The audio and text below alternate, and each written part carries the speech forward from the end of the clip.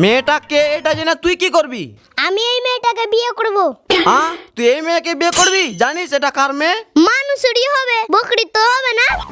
আরে তুই কি জানিস এই গরমে না মানে এই গ্রামের সব থেকে বড় লোকের মেয়ে? আরে তুই জানিস কলকাতায় ওদের 4টা বিল্ডিং আছে। আর হ্যাঁ, তোর বাপের ফোন নাম্বারে যা এটা সংখ্যা আছে অত ওদের ব্যাংকে টাকা আছে। আর তুই এই মেয়েকে বিয়ে করবো বলছিস? হ্যাঁ শালা, আরে তো আমার ভালোই হলো। আরো ভালো হলো মানে? মানে তুই দেখতি থাক।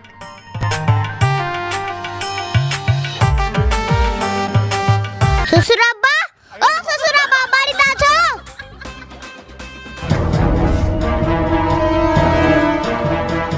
এই ছেলে তুই কে?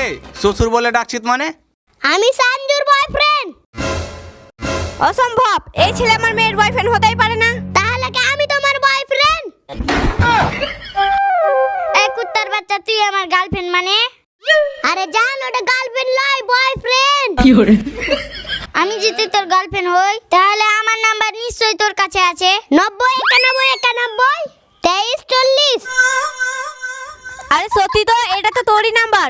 তার মানে সত্যি এই ছেলেটা তোর বয়ফ্রেন্ড? না মা, এই ছেলেটা কোন জায়গায় আমার নাম্বারটা পেয়েছে।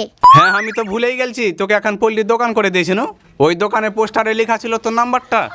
দিয়ে এই বান্দির বাটা তোর নাম্বারটা টুকে এলা, হ্যাঁ নাকি? বাবা, তুমি এই ছেলেটার কথা শুনে আমাকে সন্দেহ করছো?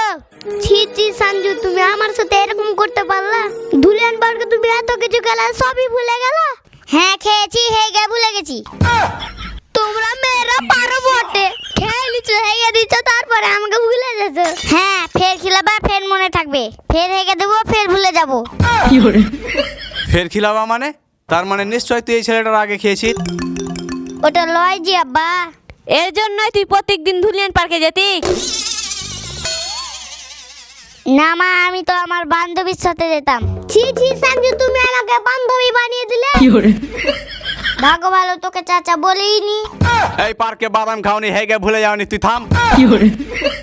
আচ্ছা, তুমি যদি সত্যি সত্যি আমার মেয়েকে ভালোবেসে থাকো তাহলে আমি বিয়ে দিব, কিন্তু তার আগে একটা আমার শর্ত আছে।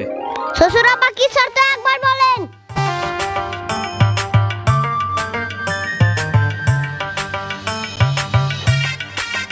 এই ধরো। চেয়ারম্যান সাহেব, টাকা দিয়ে আপনি আমার ভালোবাসা কিনে নিতে পারবেন না। আরে কে বলেছে ওতে আছে টাকা?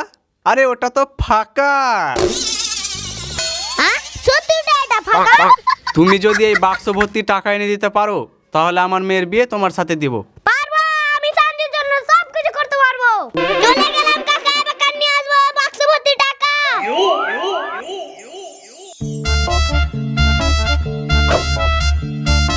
আরে কি হয়েছে বলবি তো? আমাকে এভাবে টেনে কেন নিয়ে যাচ্ছিস? বন্ধু, তুই আমার একটা সাহায্য কর না। আরে কি সাহায্য বলবি তো? আরে বন্ধু, কিছু টাকা লাগতো। আরে টাকা লাগবে আগে বলবি তো, এভাবে টেনে নিয়ে যাচ্ছিস। এই নে টাকা নে। আরে 10 টাকা নয়, বাক্স ভর্তি টাকা লাগবে। আরে তোকে ভুট্টুতে ধরে নাকি 1 বাক্স টাকা লাগবে বলছিস? আরে 1 বাক্স টাকা তুই ওই দুটো বেচে দিলেও তো পাবি না। না মানে কিতনি? ও ঠিক আছে, থাক।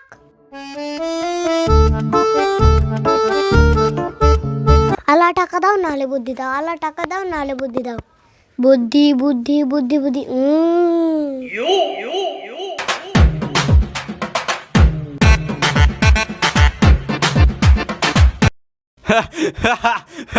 কি ব্যাপার? আমি জানি তুই টাকা আনতে পারবি না, আনতে পারিস নি তো।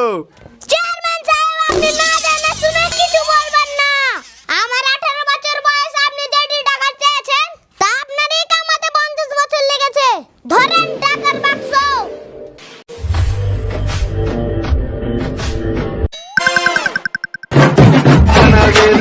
তুই এগুলো কি টাকা এনেছিস? এগুলো টাকা তো নয়, এগুলো সব টাকার বাচ্চা। এই সব তো 1 টাকা 2 টাকা কয়েন। চেয়ারম্যান সাহেব, খবরদার কথা খেলাপ করবেন না। আপনি টাকা আনতে বলেছেন, আমি টাকা আনছি। কত টাকা আনতে হবে আর কি টাকা আনতে হবে এটা আপনি বলেননি। কি? জি।